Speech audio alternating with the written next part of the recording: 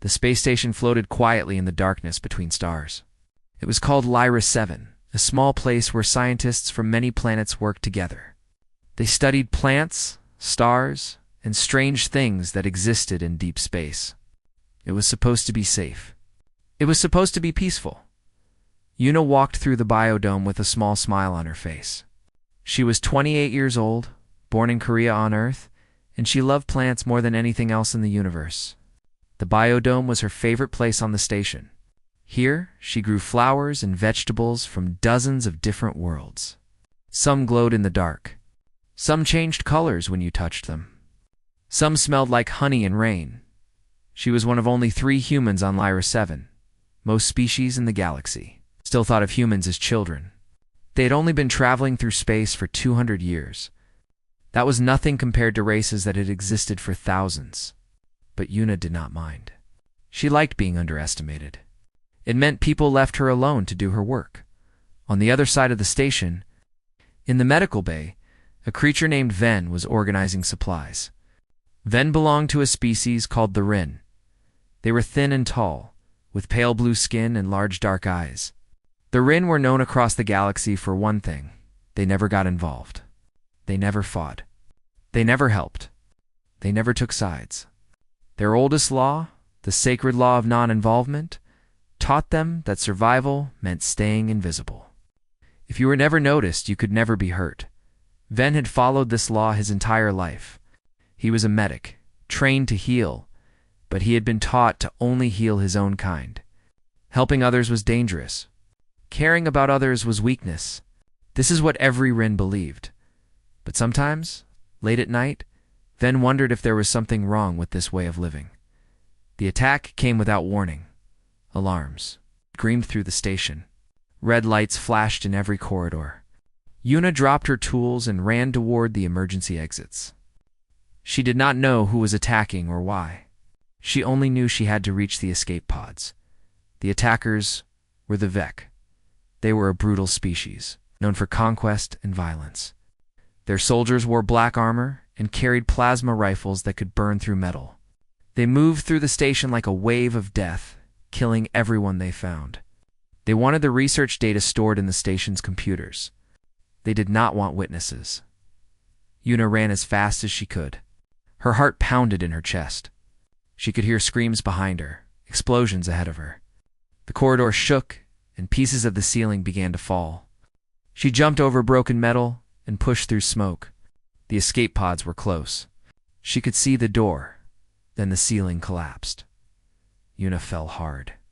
Pain shot through her leg. She tried to stand, but could not. Heavy metal beams had fallen around her, trapping her in a small space. She pushed against them, but they would not move. Through the dust, she could see Vex soldiers coming closer. Their weapons glowed with deadly light. She closed her eyes. This was the end. Ven saw everything. He had been running toward the escape pods too, following the crowd of panicked scientists, but when the ceiling fell, he stopped. He saw the human girl trapped in the rubble. He saw the Vex soldiers walking toward her.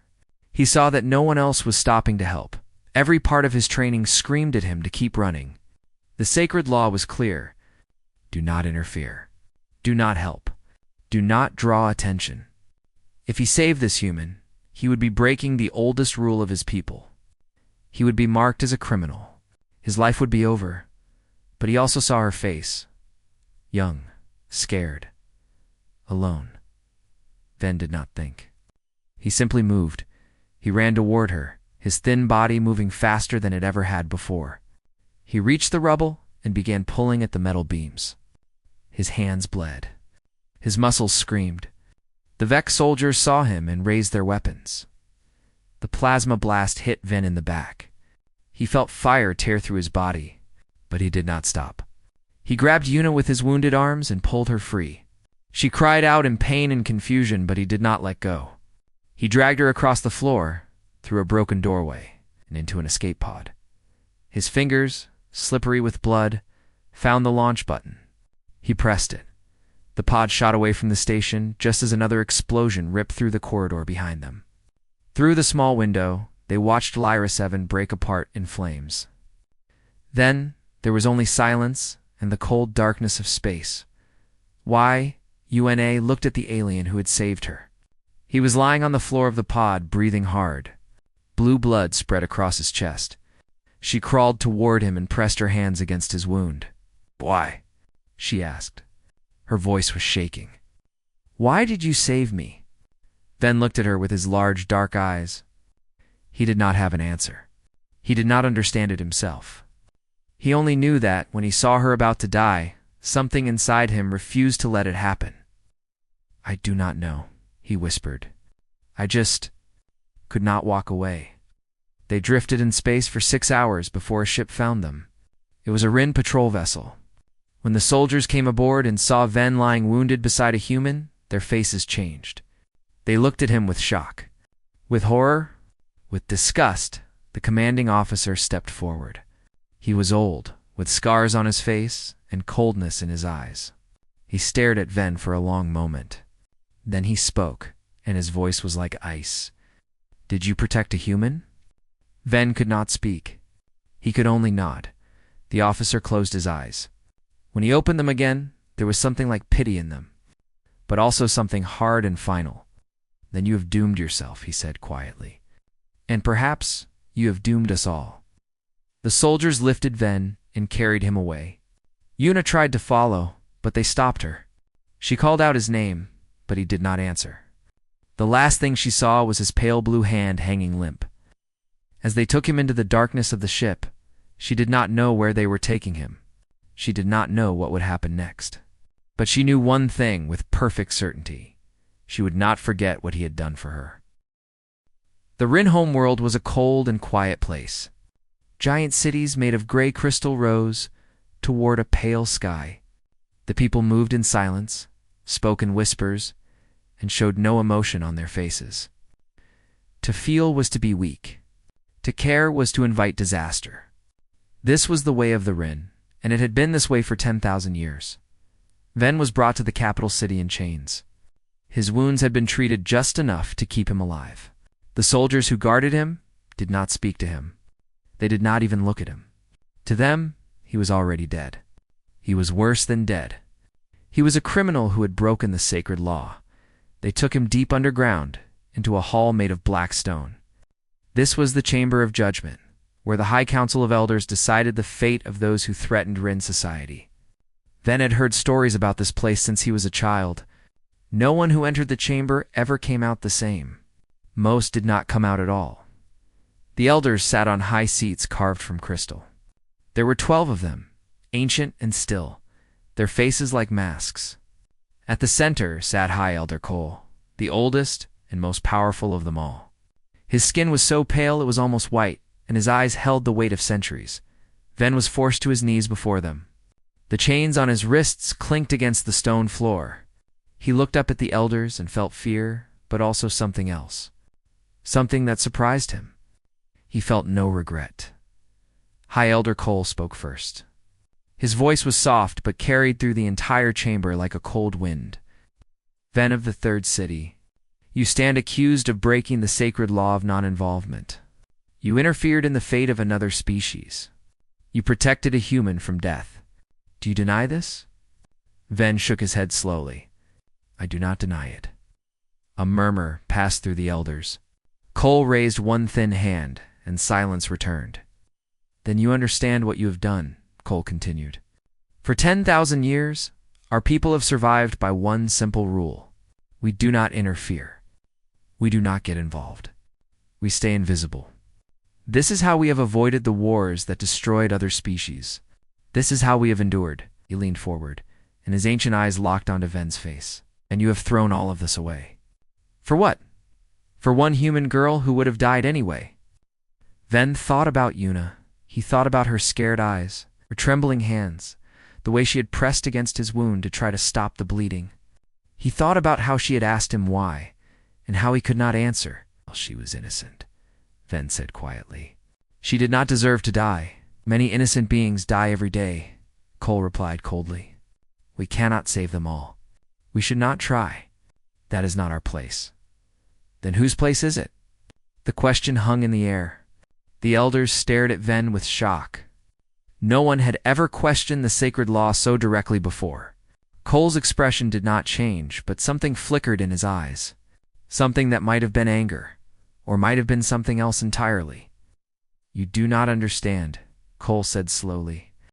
"This is not about one human. This is about what happens next. By saving her, you have created a debt. Under galactic custom, Earth now has the right to ask questions, to demand answers, to investigate." He paused. And when he spoke again, his voice was heavy with fear. "You do not know humans, Ven, but I have studied them. I have watched them for 2 centuries, ever since they first left their planet. They are not like other species. They are different." Ven frowned. "Different how?" "They do not forget," Cole said. "They do not forgive, and they do not abandon their own. If they discover what you did, if they learn that you saved one of their people, they will come for you, not to punish you, to thank you, to protect you. And if we try to stop them," he did not finish the sentence. He did not need to. Ven understood now. The Rin were not angry at him for saving Yuna. They were afraid. Afraid that his one act of kindness would bring humanity's attention to their world.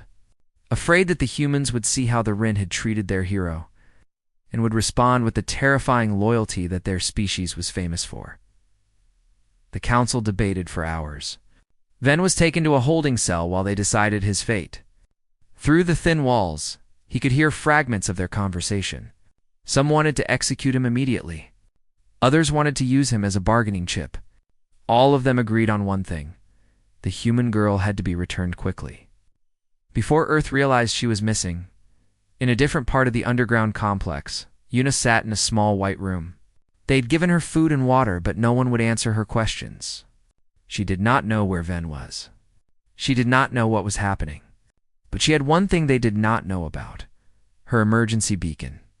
Every human who worked in space carried a small device implanted under their skin.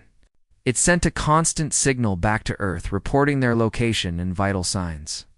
When Yuna had been captured, the beacon had recorded everything. The Rin, who had never fought a war, did not know to look for such things. They did not understand that humanity always watched over its own. 6 hours after Yuna was taken to the Rin homeworld, a message arrived at the council chamber. High Elder Cole read it first, and for the first time in his long life, his face showed emotion. He showed fear. The message was from Earth, from a human commander named Tay. It was short and simple. "We know where she is. We know who saved her. We know what you are planning. Release them both, unharmed, within 24 hours. If you do not, you will learn why every species in the galaxy warns their children about humans." Cole set down the message. His hands were shaking. "What do we do?" one of the younger elders asked. "Surely they are bluffing. Humans would not start a war over one person." Cole closed his eyes. He remembered all the stories he had read. Stories of humans who crossed oceans to rescue strangers. Stories of humans who gave their lives for friends. Stories of humans who never, ever gave up. "You do not understand," he said quietly. "For humans, one person is enough." Outside the Rin homeworld, far away but getting closer every second, the ships of Earth began to move. The Galactic Council met in a station at the center of known space. It was a massive structure built by 100 different species over thousands of years. Here, the great powers of the galaxy discussed trade, borders, and peace. Wars had been prevented in these halls. Treaties had been signed. History had been made. Today, history would be made again. Ambassador Hannah stood in the center of the main chamber. She was a small woman, barely 1.5 meters tall, with gray hair and calm eyes. She had represented Earth for 20 years. She had negotiated with species that could crush a human with one hand. She had never shown fear. She did not show fear now. Around her, holographic images of ambassadors from 50 different species watched and waited. Some were curious. Some were worried. Some were already laughing quietly, thinking that the humans were about to embarrass themselves. The Rin ambassador was there too. His name was Elder San, and he was young by Rin standards, only 300 years old. He looked nervous. He should have been nervous. "The Council recognizes Ambassador Hannah of Earth," the Council speaker announced. "You have requested this emergency session. Please state your purpose." Hannah bowed her head slightly, then raised it again. When she spoke, her voice was clear and strong. 14 days ago, a neutral research station called Lyra 7 was attacked by the Vec Dominion. Many people died. Among the survivors was a human scientist named Yuna. She was saved by a Rin medic named Ven, who risked his own life to protect her. She paused, letting the words sink in. Ven broke no galactic law by saving her. He committed no crime against any species. His only offense was showing courage and kindness when others ran away. And yet, the Rin government has arrested him. They have put him in a prison. They are planning to execute him. Whispers filled the chamber. The Rin ambassador shifted uncomfortably in his seat. Furthermore, Hannah continued, "The Rin government has been holding my citizen Yuna without her consent. They have refused to return her. They have refused to even acknowledge that she is there." She turned to look directly at Elder San. "Earth demands the immediate release of both individuals. Yuna, because she is our citizen, and Ven, because he saved her life." Elder San stood up quickly. His voice was high and defensive. "This is an internal matter for the Rin people. The individual called Ven broke our most sacred law.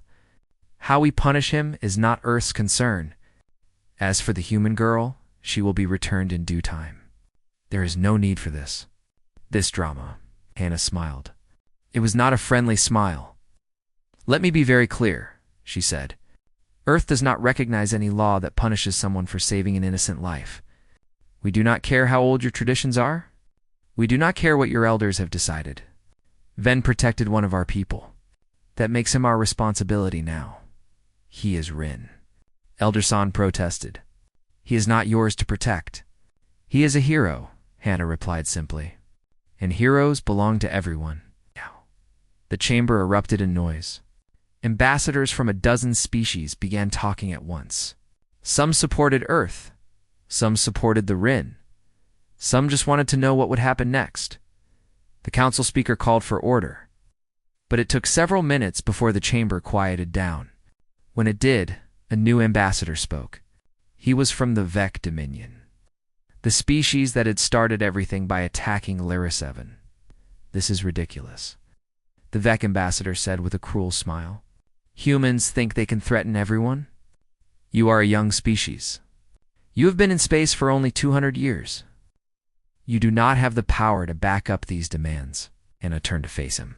Her expression did not change, but something in her eyes made the Vec ambassador stop smiling. "Commander Tay," she said calmly, "please show them." The main holographic display changed. Instead of showing the council chamber, it now showed a fleet of warships. 47 vessels, arranged in perfect formation, moving through space toward the Rin homeworld. Each ship was marked with the blue and white symbol of Earth. "Our fleet is currently 6 hours from Rin space," Hannah explained. "They are not there to attack. They are there to pick up our people. If anyone tries to stop them, they have orders to respond with full force." The council chamber went silent. Elder San stared at the display. His face had gone pale. The Rin had no military. They had never needed one. Their entire strategy for survival was to be too small and too unimportant to attack. Now, facing an Earth fleet, they had nothing. "You would start a war," Elder San whispered.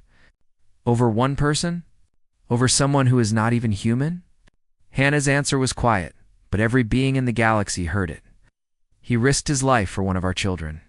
That makes him family. And Earth protects its family. Always." She turned to address the entire council. "Let this serve as a message to every species in the galaxy. If you save a human, we will remember. If you protect our people, we will protect you. We do not care what species you are. We do not care where you come from. Kindness has no borders. Courage has no species." She paused, and when she spoke again, her voice was hard as steel. "But if you hurt the people who helped us, if you punish those who showed us mercy, then you will face the full fury of Earth. Not because we are cruel, but because loyalty is the one thing we will never compromise on. The council speaker finally found his voice. Ambassador Hannah, surely there is room for negotiation. There is no negotiation, Hannah said flatly. Release them both. You have 12 hours. After that, Commander Tay will complete his mission. And trust me when I say this, you do not want to see what humans are capable of when they are angry. She turned and walked out of the chamber. Behind her, the galaxy watched in stunned silence. The Vec ambassador was no longer smiling. Elder San was shaking. And somewhere in Rin space, the Earth fleet continued its steady approach, carrying with it a simple message that would change everything. Protect a human, and humanity will protect you. Hurt a human, and God help you. The Earth's fleet moved through the darkness of space like a pack of wolves. 47 warships, each one carrying enough firepower to destroy a small moon. At the front of the formation was a ship called the Horizon. It was the flagship of the fleet. Its commander was a man named Seok. Seok stood on the bridge, his hands clasped behind his back, his eyes fixed on the stars ahead. He was tall and broad, with a scar running down the left side of his face. He had been a soldier for 20 years. He had fought in 3 wars. He had seen things that would break most people. But this mission was different.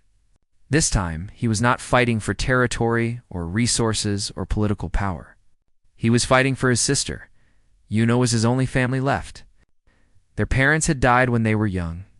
He had raised her, protected her, watched her grow into a brilliant scientist. When she had told him she wanted to work on a space station at the edge of known territory, he had been afraid. But he had also been proud. She was brave, just like their mother had been. Now she was a prisoner on an alien world, and someone had saved her life. Someone who was about to be executed for it. Seok would not let that happen. Commander, his tactical officer said, "We are entering Rin space. No defensive response detected." "Of course not," Seok replied quietly. "They have nothing to defend with." He felt no satisfaction in this. The Rin were not evil. They were just afraid. They had spent 10,000 years hiding from the galaxy, convincing themselves that invisibility was the same as safety. Now they were learning the truth. There is no safety in being forgotten. There is only loneliness. On the Rin homeworld, High Elder Cole stood in his private chambers. He was looking at a holographic map of the approaching Earth fleet. Each ship was marked with a red symbol. Each symbol was getting closer. His advisors had given him many suggestions. Some said to fight. Some said to surrender immediately. Some said to execute Ven quickly and claim he died of his wounds. Cole had rejected all of them. He was tired. He had lived for almost 1,000 years, and in all that time, he had never questioned the sacred law. He had never wondered if there might be another way.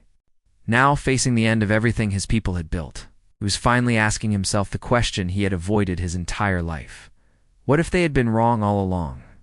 Deep beneath the city, in a cold gray cell, Ven sat alone. His wounds had healed, but his spirit was broken. He had accepted his fate. Tomorrow, or perhaps today, they would come for him. They would take him to the execution chamber. They would end his life, and no one would remember his name. But then he heard something.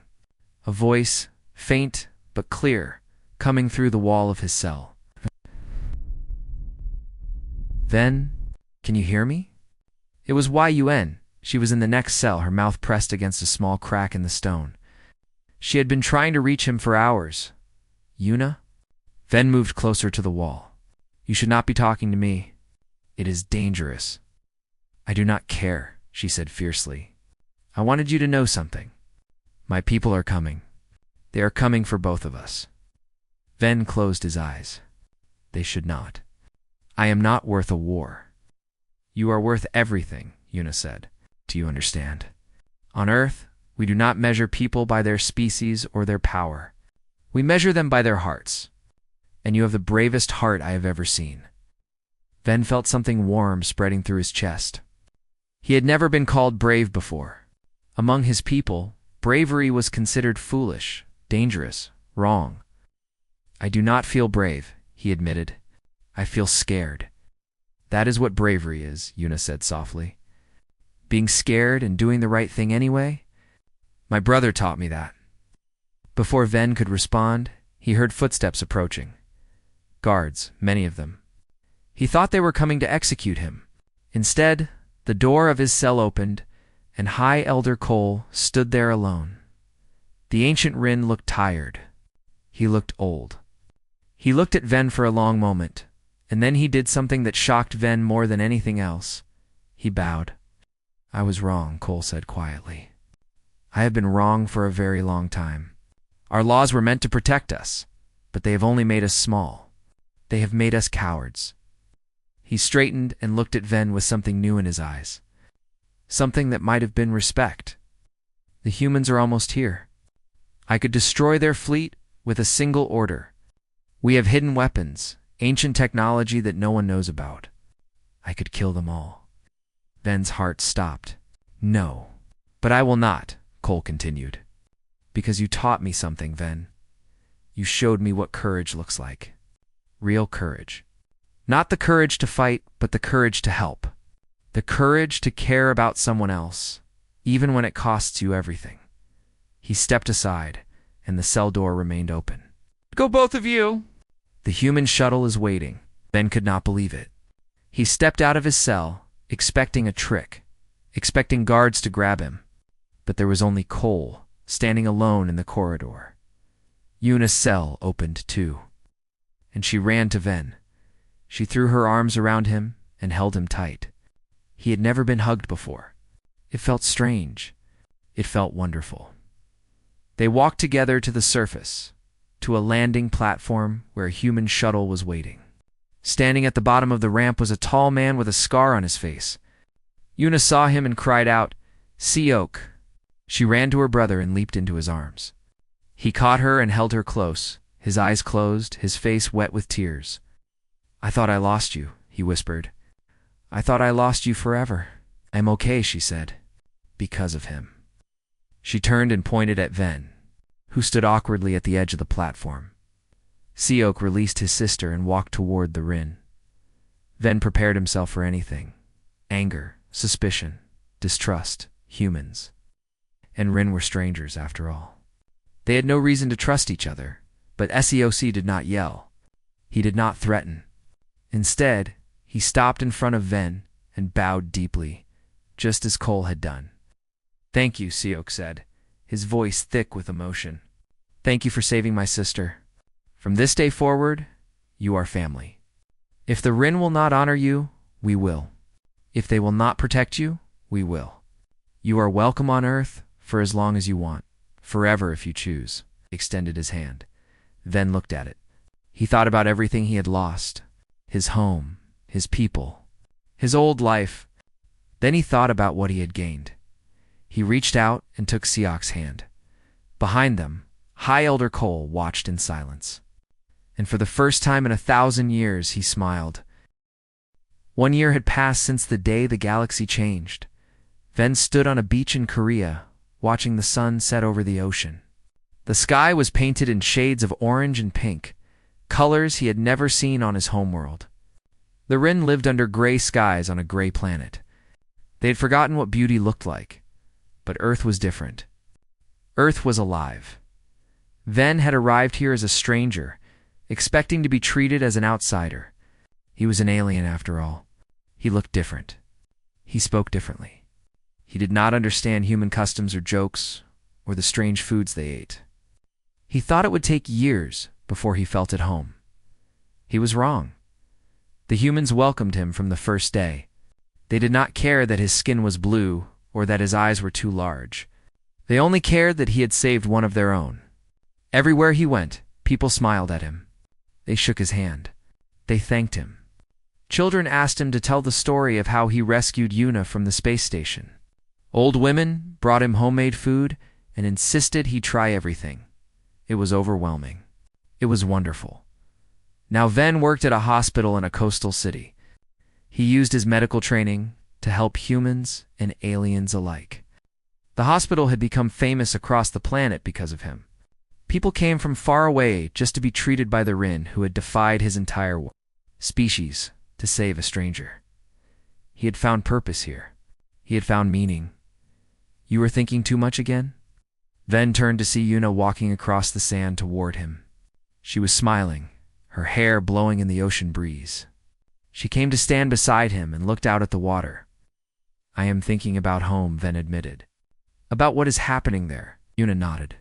She understood the Rin homeworld had changed dramatically in the past year. High Elder Cole had stepped down from his position, admitting publicly that the sacred law of non-involvement had been a mistake. His words had shocked the entire species. Some supported him. Many did not. The Council of Elders had split into factions, each one arguing about what the Rin should become. But something else was happening too. Young Rin, inspired by Ven's example, were beginning to leave their planet. They were traveling to other worlds, meeting other species, discovering that the galaxy was not as dangerous as they had been taught. Some of them had even come to Earth. There were almost 200 Rin living in Korea now. They had formed a small community near the hospital where Ven worked. They were learning human languages, trying human food, making human friends. They were still scared, still nervous, but they were also hopeful. Ven's one act of courage had given them permission to imagine a different kind of life. You started a revolution, Yuna said softly. You know that, right? Ven shook his head. I did not mean to start anything. I just wanted to help. That is exactly how revolutions begin. They stood together in comfortable silence, watching the sun disappear below the horizon. The first stars began to appear in the darkening sky. Somewhere up there, far beyond what human or Rin eyes could see, the galaxy was still spinning. Species were still fighting. Ships were still traveling. Life was still happening, but something had shifted. Everyone had heard the story of the Rin medic, who saved a human, and the humans who came to save him. It had become legendary. Parents told it to their children. Politicians discussed it in councils. Philosophers wrote about what it meant. The lesson was simple, but powerful. Kindness could cross any boundary. Courage could exist in the smallest heart. And if you protected the innocent, someone would protect you. The Vec Dominion. The brutal species that had attacked Lyra 7 and started everything had finally faced consequences too. Earth had not forgotten them. A coalition of species led by humanity had demanded that the Vec answer for their crimes. For the first time in their history, the Vec had backed down. They had paid reparations to the families of those who died on the station. They had promised to reform their ways. No one believed they would keep that promise. But the fact that they had been forced to make it at all was remarkable. It showed that the old order was cracking.